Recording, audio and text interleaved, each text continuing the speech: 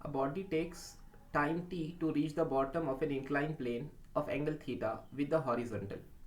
ठीक है, एक इंक्लाइन सरफेस है, ऐसा है कि उसका इंक्लाइन के साथ एंगल बनने वाला थीटा है। और ये सरफेस कैसा है? ये सरफेस फिलहाल तो दिया हुआ नहीं है, इसका ऊपर एक ऑब्जेक्ट रखा हुआ है जिसका मास स्मॉल एम है, जो यहाँ से यहाँ पहुँचने के लिए टी टाइम लेता है। ठीक है, ऊपर से नीचे पहुँचने के लिए टी अमाउंट का टाइम लेता है।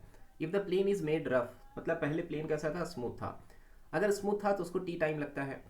इसलिए पहले केस के बारे में बात करेंगे। नीचे की तरफ लगने वाला फोर्स हो जाएगा एम जी, यहाँ बनने वाला एंगल हुआ थीटा, ये कॉम्पोनेंट हुआ एम जी कॉस थीटा, ये वाला कॉम्पोनेंट हुआ एम जी साइन थीटा। राइट, मान लेते हैं कि उसने डिस्टेंस एस कवर किया अलोंग द इंक्लाइन। अगर हम उसके ऊपर बात करें तो उसका इनिशियल वेलोसिटी जीरो होगा, शुरू में तो वो रेस्ट में था ना, इसलिए इक्वेशन होंगी S equal to U T plus half A T square.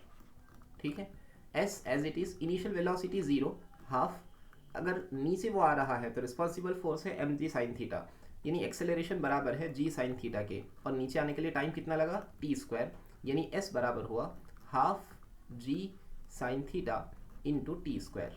ये काम की इक्वेशन है, इक्वेशन बराबर इसको नाम देंगे। अब बात क्या करना है, क्वेश्चन में आगे बढ़ेंगे। If the plane is made rough, अगर हमने उसी प्लेन को रफ बना दिया, time taken now is 2t, तो पहले कितना टाइम लग रहा था? t के बराबर, अब टाइम डबल लग रहा है। The coefficient of friction of the rough surface is, तो आपको मालूम करना है रफ सरफेस का कोएफिशिएंट ऑफ फ्रिक्शन कितना होगा। ये रफ सरफेस है। ठीक है, अब यहाँ पर फ्रिक्शन भी आ गया। ऑब्जेक्ट वही पुराना है जिसका मास स्मॉल एम है, उसने डिस्टेंस वही पुराना कवर करना है, एस के बराबर डिस्टेंस कवर करना है। ऑब्जेक्ट पर लगने वाले फोर्सेस नीचे की तरफ आ जाएगा एम जी, यहाँ पे एंगल दिया हुआ है थीटा, तो ये कॉम्पोनेंट हो जाएगा कितना g? M ji cos of theta. और दूसरा कॉम्पोनेंट अलोंग द प्लेन आएगा, अलोंग द इंक्लाइंड आएगा, जो कितना होगा? एम जी साइन थीटा। अगर ये सरफेस रफ नहीं होता तो एम जी साइन थीटा ही उस ऑब्जेक्ट पर लगने वाली फोर्स होती अलोंग द इंक्लाइंड, लेकिन ये ऑब्जेक्ट नीचे की तरफ आना चाहता है, इस वजह से फ्रिक्शन ऊपर के डायरेक्शन में लगेगा, ये हुआ फ्रिक्शन। और यहाँ पर फ्रिक्शन के लिए नॉर्मल रिएक्शन को भी निकालना ज़रूरी है। सो नॉर्मल रिएक्शन वो फोर्स होती है जो ऑब्जेक्ट ने सरफेस को दी, और वो कितनी है? M G cos theta. इसलिए नॉर्मल रिएक्शन भी M ji cos of theta के बराबर हो जाएगा, और फ्रिक्शन बराबर हो जाएगा mu times of normal reaction. अब ये दोनों फोर्सेस बैलेंस हो जाना चाहिए था। कौन कौन? एम जी साइन थीटा और म्यू इंटू नॉर्मल रिएक्शन, लेकिन बैलेंस नहीं हो रहे, उसी वजह से तो ऑब्जेक्ट नीचे आ रहा है। इसका मतलब हम पहले नेट फोर्स निकालेंगे। नेट फोर्स डाउनवर्ड डायरेक्शन में बन रही है, इसलिए एम जी साइन थीटा की वैल्यू कम होंगी, सॉरी एम जी साइन थीटा की वैल्यू ज़्यादा होंगी और फ्रिक्शन का वैल्यू कम होगा। नेट फोर्स को लिखा जा सकता है mass times of acceleration is equal to m ji sine theta minus friction का formula mu times of normal reaction, और नॉर्मल रिएक्शन है M G cos of theta. ये मास, ये m और ये m एक दूसरे को ख़त्म करेगा, यानी एक्सेलरेशन बन चुका है g under the bracket of sine theta minus mu cos of theta, sign theta minus mu cos theta. ये एक्सेलरेशन हमारे पास आ गया। अब उसके हिसाब से हम दोबारा वही पुरानी इक्वेशन सॉल्व करेंगे।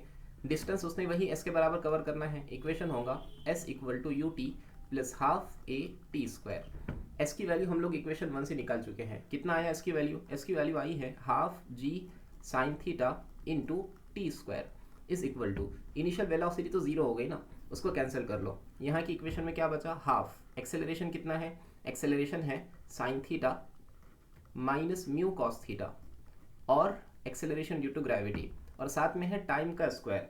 सेकेंड केस में लगने वाला टाइम है 2t, और 2t का स्क्वायर हो जाएगा 4t स्क्वायर। ये हाफ हाफ ख़त्म, g इस g को ख़त्म करेगा, t स्क्वायर इस t स्क्वायर को ख़त्म करेगा। इक्वेशन में क्या बचा? लेफ्ट साइड में बच चुका है साइन थीटा, और राइट साइड में बच चुका है sign theta minus mu cos of theta, और साथ में आया है 4 से ब्रैकेट ओपन कर लेंगे। So sine theta is equal to 4 sine theta minus 4 mu cos of theta. हमको म्यू मालूम करना है, कोएफिशिएंट ऑफ फ्रिक्शन, इसलिए माइनस वाले 4 म्यू कॉस थीटा को लेफ्ट साइड बुलाकर प्लस कर लेंगे, तो यहाँ बचा 4 sine theta minus sine theta, यानी 3 साइन थीटा।